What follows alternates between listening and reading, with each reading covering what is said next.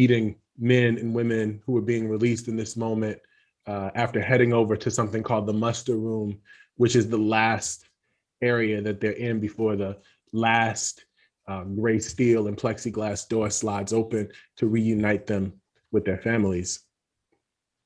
And so a father would hug his boy close. A grandmother would reach up from her seat to embrace her long since grown child, her walker between them.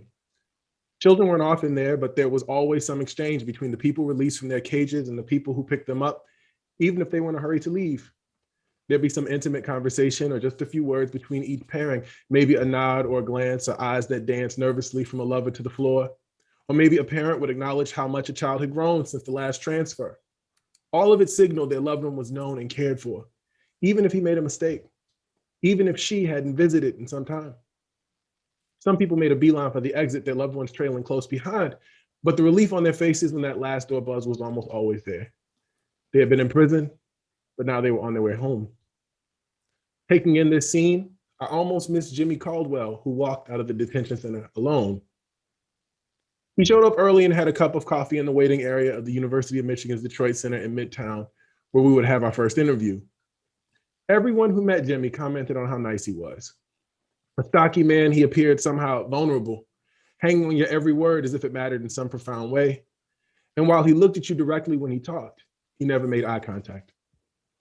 I invited him from the table where he was drinking coffee with lots of cream and sugar to the room where we'd have our first interview. Jimmy moved quickly, and we covered the basics quickly. He had a 10th grade education and had been arrested at least 20 times. This started when he was 16. High school was hard. He tried Job Corps, but it wasn't for him. He sold dope, used dope, and went to prison for property crimes. After a 3-year sentence for grand larceny, he finished a 6-month drug treatment program. He was happy about that and used lots of treatment language, saying things about people, places, and things, and codependence, and enablers, and my madness, and my disease. I wondered about his life, but I needed to get beyond the things he'd learned to say in treatment groups and beyond the stories you hear when you watch Black gangster movies from the 1990s, like the hard life of violence and addiction that poor Black kids are presumed to find themselves in every day. Black life in cities like Detroit has been so caricatured. And these caricatures have led to bad policy, welfare reform, the war on crime, a million mentorship programs that try to replace missing Black fathers. This is despite 2 full decades of research that show us Black fathers are there, that Black fathers help with homework and go to games and share moments of affection like all fathers. In fact, Black fathers spend more time with their children than fathers from any other racial group, so says the research, even when they have multiple children, and even when those children have different last names, something social scientists call family complexity. But the news about exceptional Black men who teach low-income kids complicated handshakes, or the YouTube clips of white principals doing the latest dances with little Black girls and boys, and the viral videos of police officers playing basketball with kids in dreadlocks, and the memes where 100 Black men show up for the first day of school with the prominently displayed caption like "real fathers" or "real Black men," convince us this is abnormal. And it's not just bad policy. Lessons from 1,000 studies on missing Black men and 1,000 more on what sociologists call social disorganization show up in the first interview I do with almost everyone I sit down with. So do the slogans that moralize Black life, along with phrases like, "you know how we are," and some version of "what our people really need to do is." And they're the things that preachers and pundits and presidents say when Black men gather. All of this typically comes up within the first hour of the interview. Social scientists might call this social desirability bias, meaning people tell you the stories they think you want to hear. There are interview techniques to get past all of this, but it takes a while to move beyond the noise in people's heads, and it takes more than a few hours and a few cups of coffee to really learn about someone's life. I had a plan.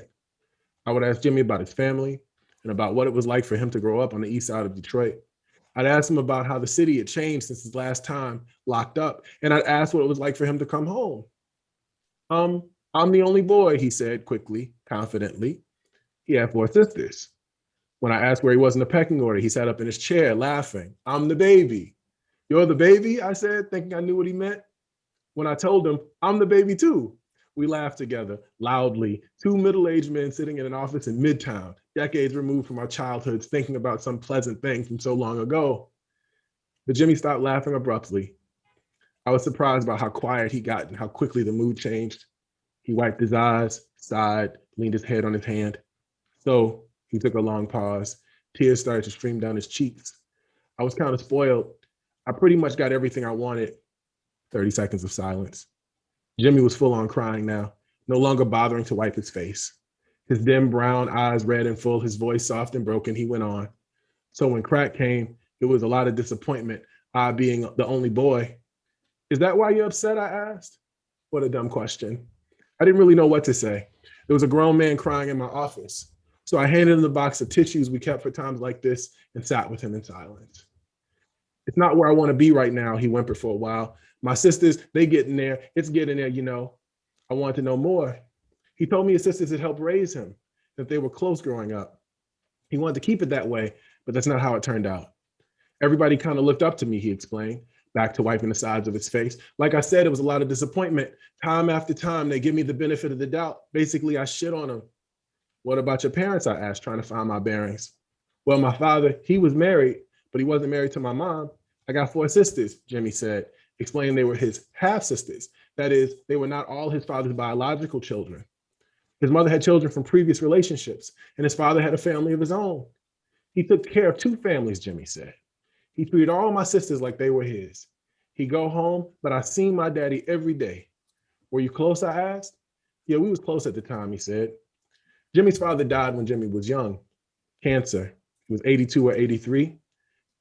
Jimmy was just starting high school then. He was 14 and at a new school with a mother raising 5 children. Things started getting different.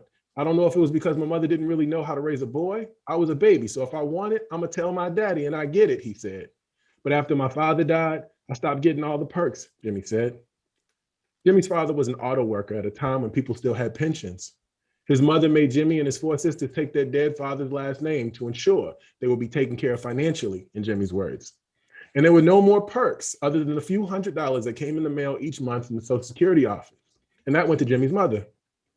Jimmy's father, the man who Jimmy saw every day, the one who took care of his sisters as if they were his own, was gone. I wanted to wear all the good shit I've been wearing, Jimmy said, but it wasn't that kind of party. It felt like everyone was against me, so I started doing dumb shit. Jimmy would wait for the mailman to come each month. I figured, well, that's my check. I should be able to do what I want with that money. And I wouldn't think about bills and none of that, he told me, reflecting on his route into trouble.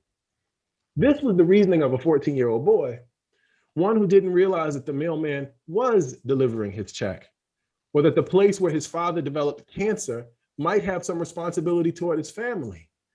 And it wasn't just his family. Cancer rates among Black auto workers rivaled rates in the famed Cancer Alley, that 85-mile stretch along the Mississippi River of petroleum refineries and chemical plants that claimed the lives of a generation of Black men. Auto workers were dying. Leukemia, colon and pancreatic cancers, lung cancers, cancer of the stomach, cancer of the liver, brain cancer, cancers of all kinds claimed the lives of so many Black people in Detroit. Started to steal, Jimmy said. Like me and the other guys in the neighborhood, when the mailman come, we take the mail, tried to cash the check ourselves. A whole group of boys had lost their fathers to the auto plants. The same plants that convinced the government to use eminent domain to demolish 1,500 homes on the promise that they'd bring good jobs. This was the 1980s. Those same plants left, having never brought those good jobs, providing a fraction of those jobs. Those same plants did not cut checks to the boys' families, but they went to the Capitol with their cap in their hand during the Great Recession to ask the government for a check, and they left with one. Jimmy and his friends stole the meager Social Security checks the state sent to their mothers, but the plan didn't work, Jimmy said. No one would cash the checks. So there the boys were, their names on checks their dead fathers had earned with no way to access the funds. That's when they left high school, he said. The rest of this story is predictable. Jimmy ran the streets, stole and started selling dope. By 16, he was using. By 17, he had been to jail. By 18, he was in prison. He lied to his family and lost jobs. He stole things from people's homes. He used more drugs and did time over and over again. 6 months for stealing car radios, 12 months for drug distribution, 18 months for grand larceny, dozens of arrests for trespassing, for using, for stealing scrap metal, for not reporting to his parole officer on time when he was high. I feel like I got left behind, Jimmy said. And I understood all this time, the baby, the one who saw his father every day, was all alone. Thank you. Wow. That is, that's so powerful, Reuben. I mean, as sociologists, we know, we teach our students, right? C. Wright Mills says sociological imagination is where biography meets history, and this is sociological imagination. So your 3 opening chapters are called Confession, Guilt, Cinnamon, and Jimmy's story comes from that 3rd chapter, Cinnamon, echoing Nina Simone. How is this the starting point for understanding mass incarceration in America? I see that you're excavating, and there's a superficial reality that we often tell a story about, but you're digging underneath that. Oh, I appreciate the question so much. So the presumption about crime and incarceration in the United States is, as you well know, and of course, as Reverend Nixon well knows, is that there's a one-on-one relationship between what people do and the consequence they receive, you know? And so beyond questions of innocence or guilt for a hot second, which I try to take on in the book, the presumption is that you do the crime, you do the time, and there's so much that we don't see. And what good liberals, I think, have tried to do is they tried to say, well, they're mitigating circumstances. In fact, there's a carve out in the law for mitigating circumstances. So, a good legal theorist will talk about that, right? The mitigating circumstances, the thing you think about. So, for example, we're watching the George Chauvin trial now, and we're watching him murder this man on television, and the defense attorney is trying to introduce mitigating circumstances. Well, there was a crowd. Well, he's big and black and scary, and wouldn't any reasonable person think that they should be afraid? And wouldn't any reasonable person choke the life out of that man? What are the mitigating circumstances that make the action, whether it's right or wrong, reasonable, is what the mitigating circumstance does. I think that's an interesting line of attack for this problem, where we make everybody a, quote, product of the environment. And that matters on some level. It goes to the extent of one's charity. It goes as far as you can go with your charity. As far as you can see somebody is sympathetic, that's how far it goes. But what I'm trying to do is I'm trying to explain, in some ways, the series of events, some of which have to do with decisions that people make in a moment. Sometimes you make that decision when you're 14 years old and you steal that check. That was an action. That happened. And maybe the mitigating circumstances, the death of Jimmy's father and the death of Jimmy's boy's father, a whole gang of boys, what we call a gang if they were standing around today, lost their fathers to the auto plants who cut no checks for them. 20 years later, no checks for them. Maybe that's one set of explanations. And another thing that we might note is how the multiple arrests coalesce into the eventual decision that this person is in fact a criminal, is in fact violent, is in fact guilty. So my guys would be arrested 10 times, 15 times, 20 times, 15 times on average in my sample. They'd be arrested over and over and over again, sometimes for standing around, sometimes for doing things like we understood. So for example, if that was me, I'd be stealing those checks too, if I was Jimmy. So sometimes for things that we understand that we might call a crime, but sometimes it's for absolutely nothing. It's for boys standing on the corner together doing things what little boys do, they play. But by the time they finally break a law, because they're taught, there's a pedagogy at work here. They're taught about their relationship with the law, about their relationship with the state, about their relationship even one to another, so much so that running from the police becomes a game if you grow up in poor Black neighborhoods that are over-policed, et cetera. So that by the time they actually break a law, let's say that law is drug possession, now they've got a pattern of criminality. We've presumed their guilt before they were old enough to confront the laws of God or man in any reasonable way, in any appreciable way. We presume that guilt, we've pursued that guilt, and then when they finally get caught, we drop it on them. And there it is. And so this is Jimmy. The rest of Jimmy's story is that he spends 8 years in prison without access to psychotropic medications because his mental health technician in the prison presumes he's a criminal, quote, criminal drug addict, and says you have a drug problem, not a mental health issue. So there's no understanding for any of the context that produces these things. And that's what I'm trying to do. I'm trying to break this kind of wooden, inflexible calculus about the relationship between crime and incarceration. We know that it's not a one-to-one relationship. And I'm trying to do a little bit more than just give reasons why people might commit crimes. I'm trying to show what work systems do in the production of crime and criminality, in the making, in this case, of boys who steal. And in how we see Jimmy. We meet Jimmy when he's middle-aged, but Jimmy was that same 14-year-old boy who had lost his daddy, who we thought shouldn't be there, but he was. Yeah, yeah. Let me bring Vivian Nixon into the conversation now, and Vivian, I'm going to go off our script a little bit and sort of pursue the line of conversation that Reuben is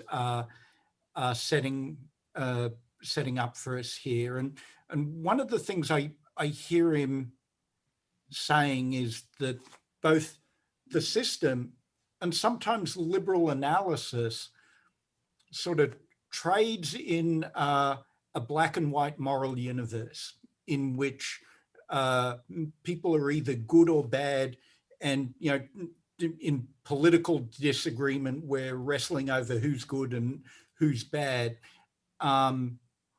But in the complexity of people's lives, in the historical context that people grow up and confront, the worlds that people are often dealing with are just drenched with moral ambiguity, actually. And it's very difficult to draw bright lines of good and bad. I feel you and I have talked about this a lot. How do you think about that? How do you think about that in a philosophical context, in a spiritual context? So, I'm about to make things even more complicated. You already know this.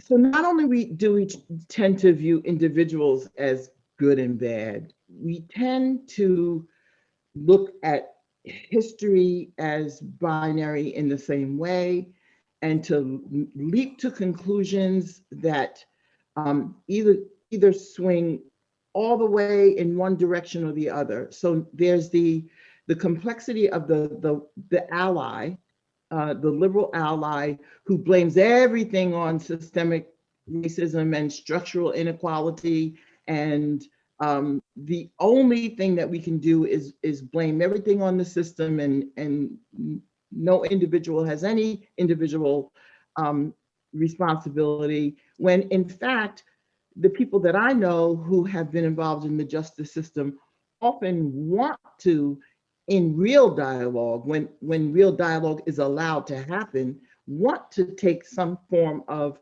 responsibility for their own behaviors and for their own imagination of what the future could look like. But that's, we're moving more and more into a space where that's not allowed. All you're allowed to say is prisons are horrible in their cages and no one should ever be in them. And if you try to go into a deeper conversation, it gets contentious in this environment. What we fail to do is recognize that the layers of the system we have built did not start with the criminal justice system as we know it. It started, and there are references to this in the book, in a system where it wasn't just the enslavement of Black people that helped build the America that we have. In the beginning, there were other people who were suffering some of the same types of abuses and atrocities that Black people suffered in this country. Their indentured servitude was no picnic. Their families were hurt, harmed, their women were raped. There was before the invention of American Blackness, is what I call it, because Blackness isn't the same everywhere. there was this kind of almost equal suffering between the enslaved and the indentured servant until we figured out, or the power structures figured out, that if these people came together and understood that everything that's happening to us is happening to us, and together we can stop this, we can overpower this oppression. Well, then we had to create something to separate those folks. And very much the same things are happening in systems today. We are creating these different narratives of respectability, narratives of redemption, narratives of personal responsibility that decide who gets to pass the risk assessment test, who gets early release, who gets violated when they have a dirty urine, and who doesn't. That is not doing anything to stop the perpetuation of all of the evils of this system. And what is so brilliant about the Sinnerman chapter is that the rhythm of it, the actual rhythm of it, and it came through when you were reading it out loud. If you know Nina Simone at all, you can't read that chapter without hearing it. You hear that rhythmic piano as you're reading. And as you're reading, you hear it as she gets more and more intense with that rhythm, and then escalates to the fact that in the video, she's up and dancing. So you move right with that. And that is what I think has happened with incarceration in this country from the 70s until now. We've been in this place where we have had nowhere to run, nowhere to hide, and it's gotten to the point where we're frantic now. And we're really looking for that place where we can rest, where we can really find our true identity that's not imposed upon us by our allies sometimes, right? Or by a set of static questions that say nothing about who we really are. That's the fight we're in. And that's the fight that this book highlights, that is new and different and fresh. Yeah. How would you respond, Reuben? Oh, I'm just touched. I'm just touched, and I just agree. I just agree, and I think this is very much so a part of what I was just trying to say. You know, we strip people of their agency in powerful ways, and that's where the dynamic life is lived within all the oppression. You know, people manage to make lives for themselves within all of this. You know, it's interesting. It's interesting that the boys find each other in this little section. You know, boys find each other to commiserate over the death of their father that's taken from them by auto plants, by the advance of an industry, something that we say is good, that we lament when we talk about deindustrialization. We say it's good that the auto plants were there. Look, the jobs have gone away. Those were good union jobs. Those are good union jobs that killed a generation of Black men, leaving their boys alone. And then we say, father absence or something like that. Like, this is the framework that we use to understand their lives. And the boys say, we're together. Let's get these checks, boys. The boys go get those checks. I can look at that as crime. I can look at that as community. I can see that as something powerful and beautiful, and try to understand, you know, what Black life is doing, what Black people are doing underneath the weight of all of these things that are sort of pressing down. And what they're doing is they're forming family, and they're making friendships, and they're finding love, and they're being together. Not all in this one example, of course, but just thinking about, you know, the totality of what happens. And that's not what we look at or for. What we look at is, were you rearrested in 3 years? That's our question. You know, what's the likelihood you'll be rearrested in a year? And let me concentrate these services on you, because I think there's something deficient in your thinking. So let's make sure that you have enough tenacity, grit, and trustworthiness built up inside of you, so that you can reframe how you see the social situation that's bearing down on you. So you can draw from some inner reservoir of strength that's not important in any other context, just this one. This one that keeps you out of the jail or prison. That's it. That's the only place where it's important. It's anyway. So I think that we have to think more carefully about people's lives, the lives that people make for themselves, which include choices and decisions too. Like choice and decision, that's not a bad word to me. I think people make choices in the moment. This means people cause harm. And of course people cause harm, and people can repair harm that they cause. They can participate in the repair of it if we allow them. We don't allow them. We don't allow some people, and Yes. and we don't evaluate harm the same way for everybody, and that is a major part of the problem. And we see this all the time. We will reframe harm depending upon who it is that's being harmed and who it is that is creating the harm. And we never see the Black boys in communities who are more often victims than anybody else as victims. We don't give them the right to be treated as victims when they've been victimized at every level, from interpersonal to structural, for their entire lives, and are expected to move past that in some way, to overcome that.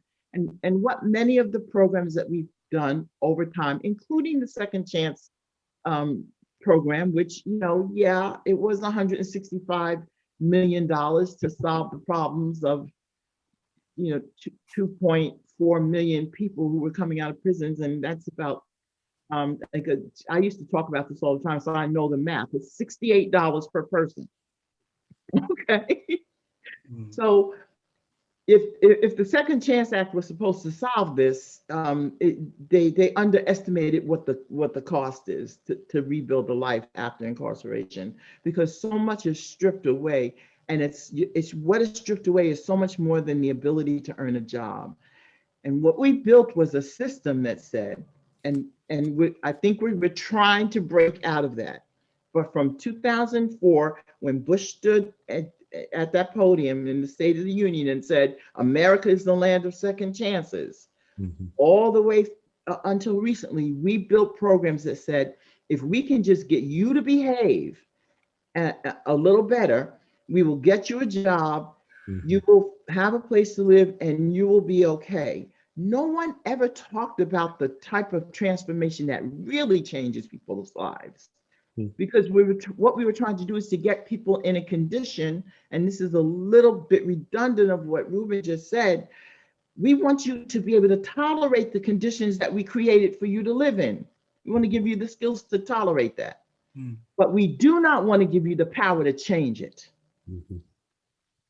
There are other interventions that absolutely give people the power to change the structures that are subjugating their full humanity.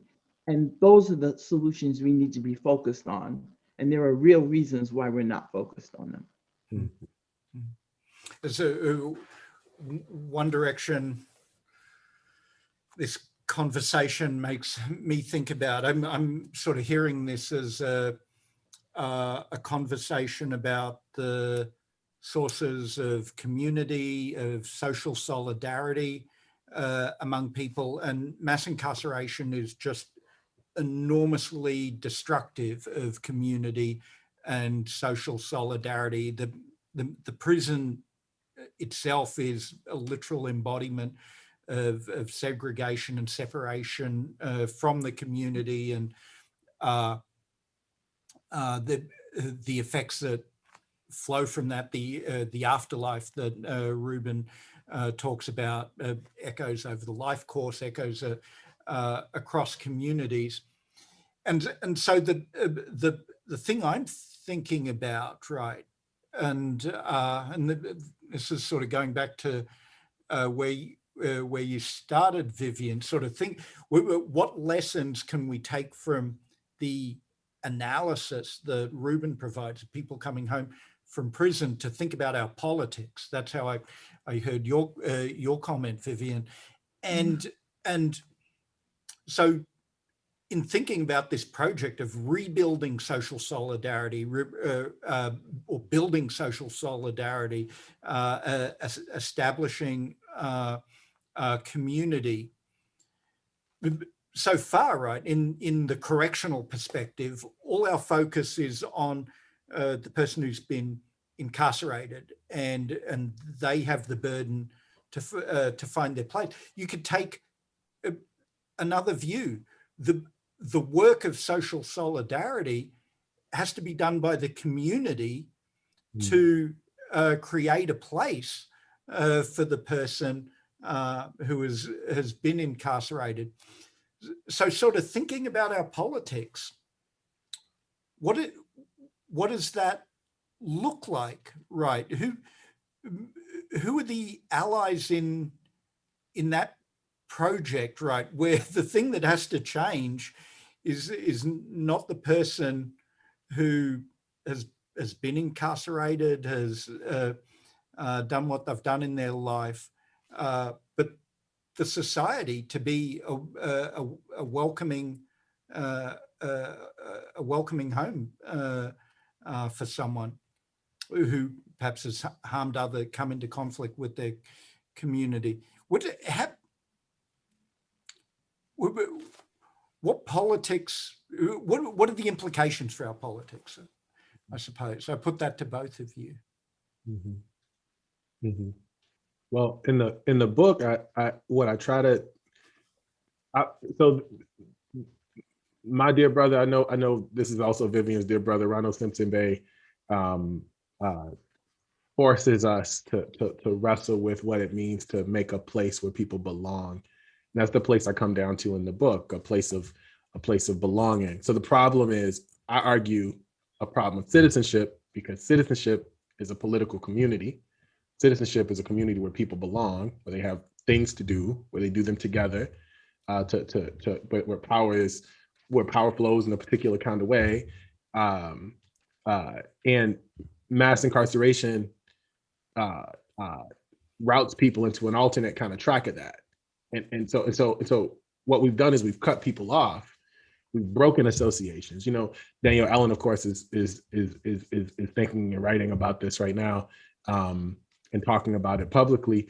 But a concrete example of this is the association clause that's on every condition of release. When you walk out the door, you get handed a piece of paper, and somewhere between, you know, don't use illicit substances and stay away from the scene of the crime, I suppose, or something like that, it's going to be, you may not associate with known offenders. Well, slow down. Wait, what are you saying to me? What exactly are you saying? My cellie, my bunkie, the person I spent all this time with, I can't associate with them, or their cousins who've been through the system too, or I can't talk to anybody who lives in the neighborhood that I'm returning to. I'm coming from a so-called $1 million block, right? So who on this block can I talk to? You know, we spend all this money rounding them up into the system, giving them records, making sure that they're on this in this cycle of perpetual punishment. So who exactly can I associate with? Well, the problem with that is that association is the bedrock of the democratic project. Like this is how we get things done in this country. We get together.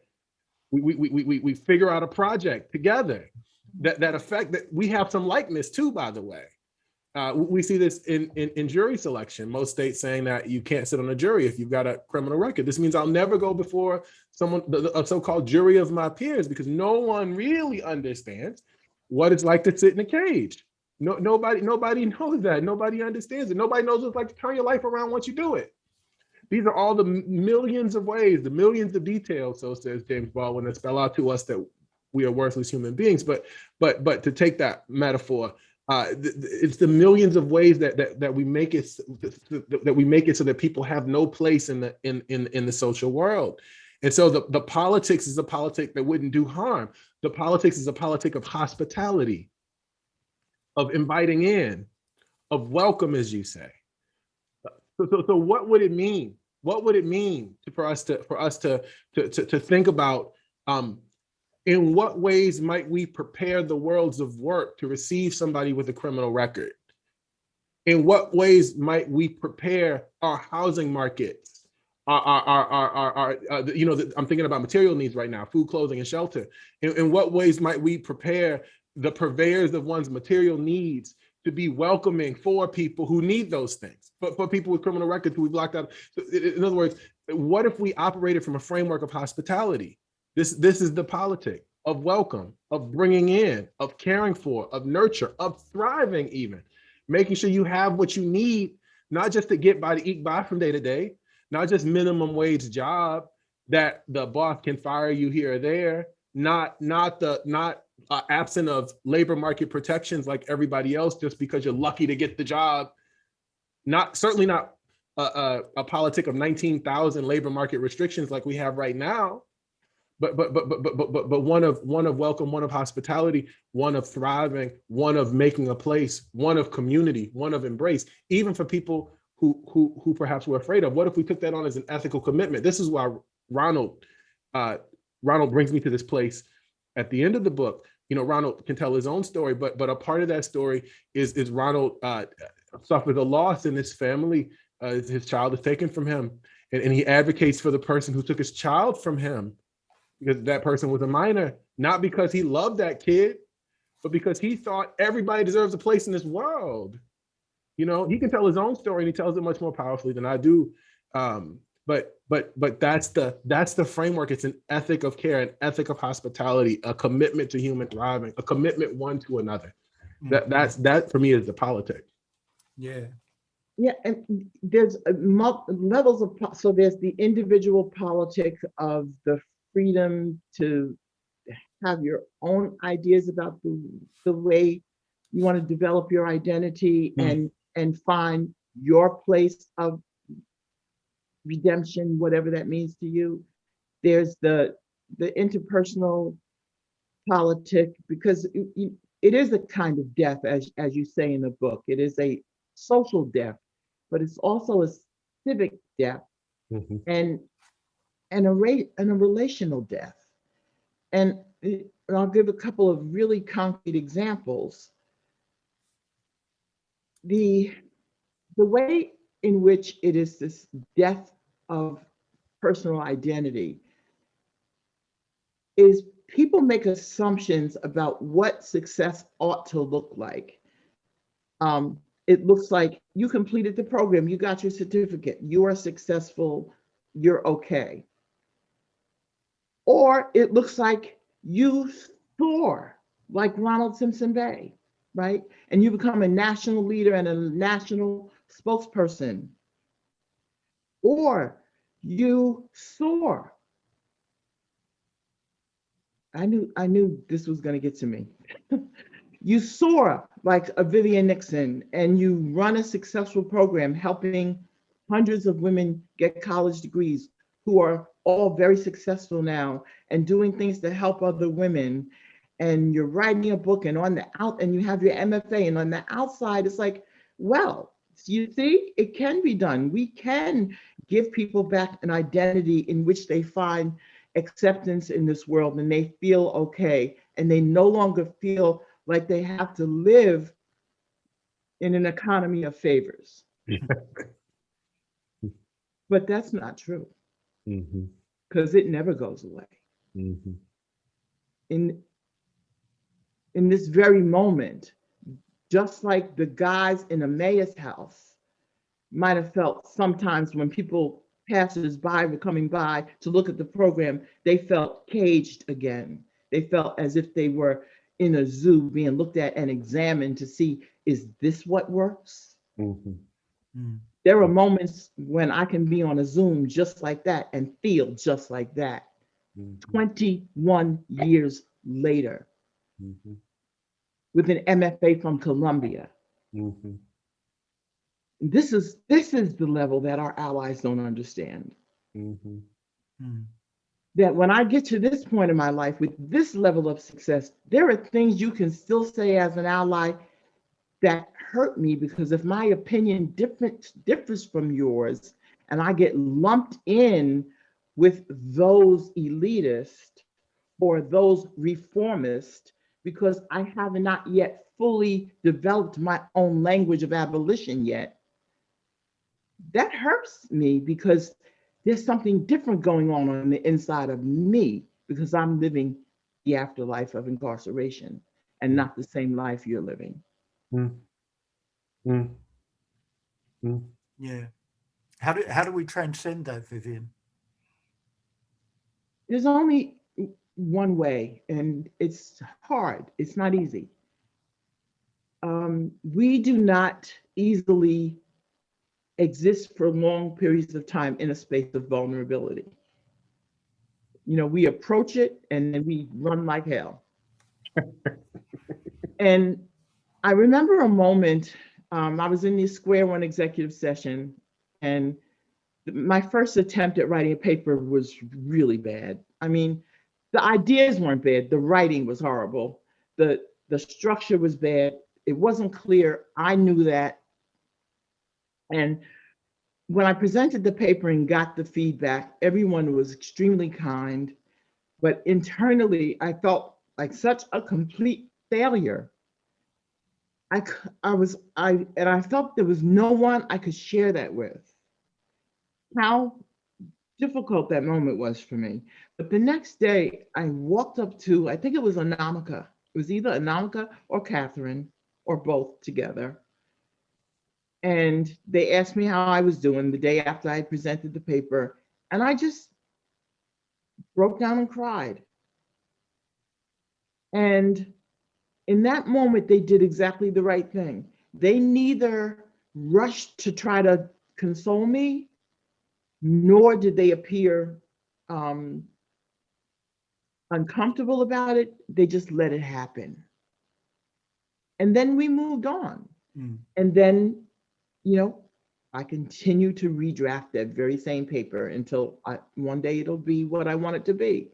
But we have to allow each other to be vulnerable in these spaces because the healing has to happen.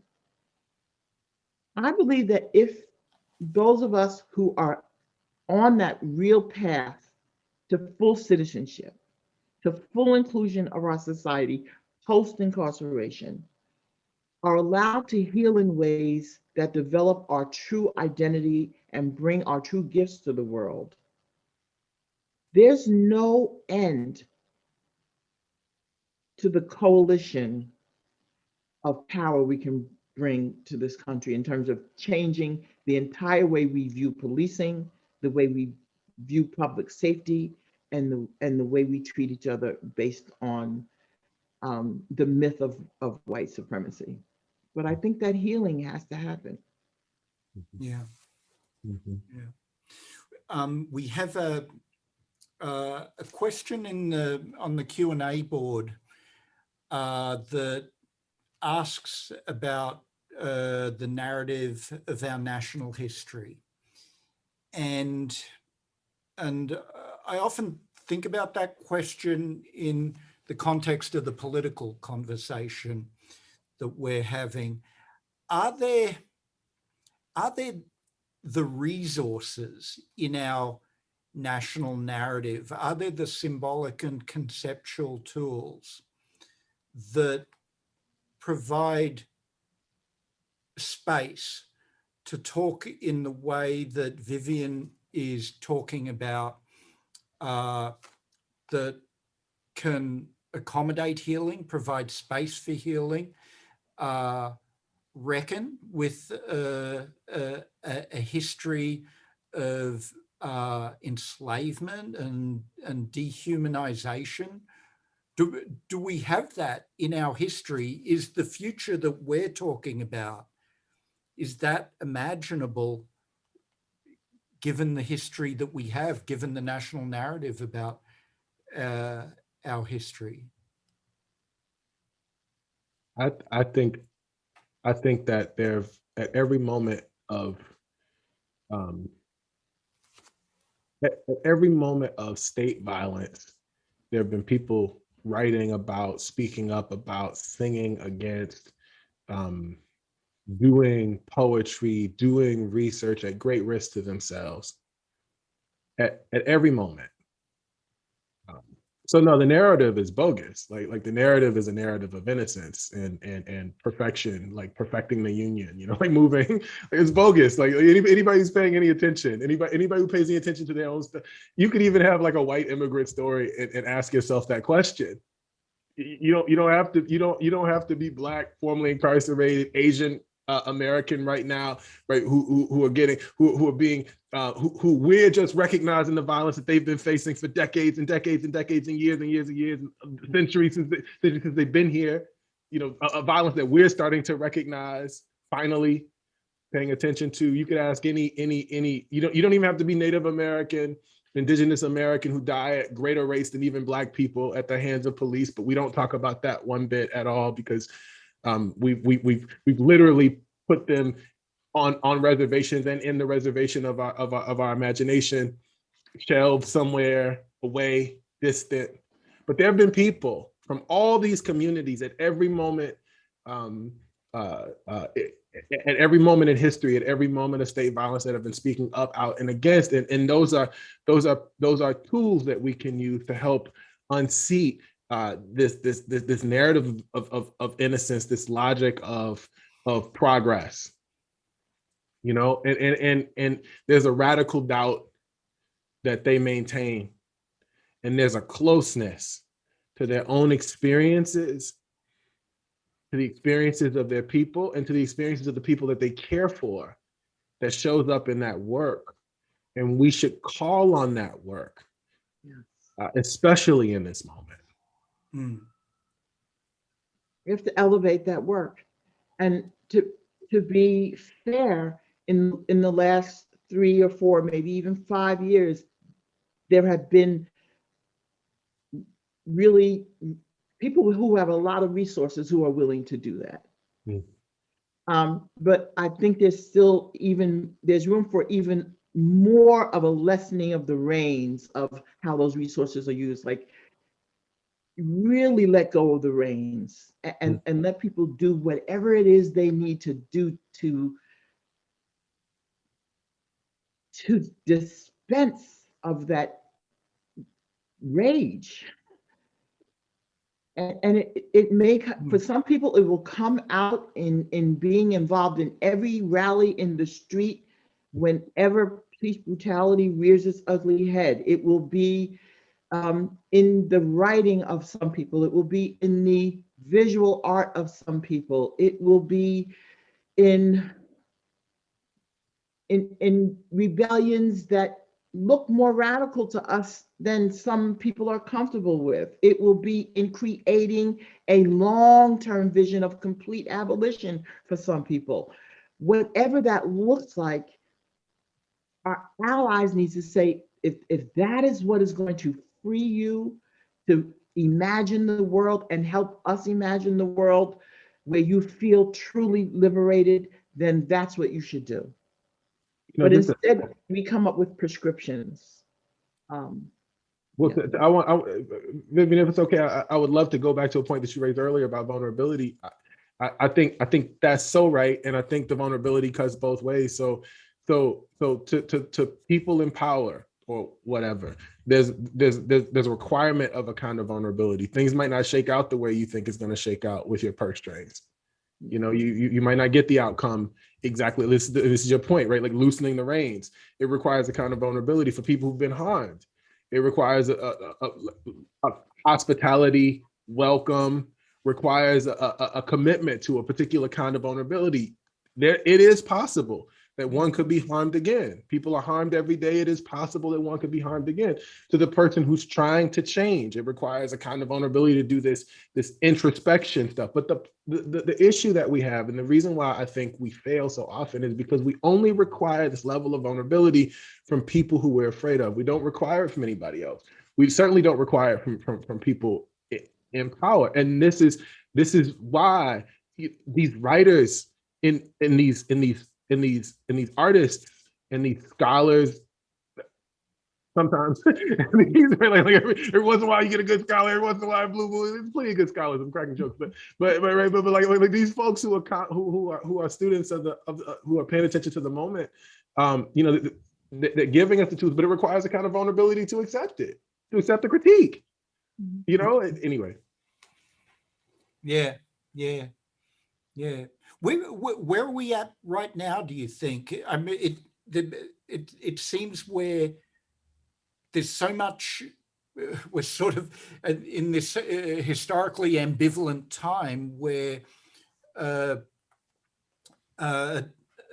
from day to day, we feel completely divided and cruel and marginalizing as a society. And the next day, we can see great possibility. How do you feel about the future of a politics that is welcoming, that celebrates an ethic of hospitality? What are the chances of that now? Where are we now? I think we're closer than we may have ever been, despite the atrocity of a George Floyd and the line of questioning that the defense is spewing out before the American public. There's a bigger conversation now than ever about words that used to be unspoken, except in very small circles. Abolition, reparations, reckoning.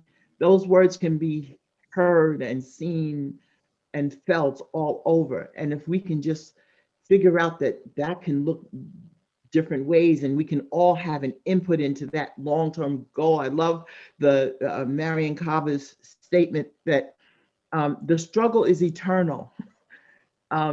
So roll up your sleeves and get to work. This is just, it's never going to not be a struggle to keep going on this path toward true freedom and true equality and liberation. But we've got to be engaged in that work all the time in the ways that we each know best to do it. And then we bring others along with us instead of making it a combat amongst those of us who are on the same side. Let's join together and collaborate and figure out how to keep inching the needle in our direction until everybody understands that freedom really is best for all of us. And I think we're closer than we have ever been. And it's thanks to the work of people who were writing about this and thinking about this long before the term mass incarceration was invented. It's the Black feminist movement, it's the Black arts movement, it's all of the pre-civil rights, the Reconstruction movement. And every time we've gotten closer, what we say is we retrench, right? Mm-hmm. Well, I don't think we're going to retrench this time because too many young people don't understand a world with that kind of vitriol and violence and hatred.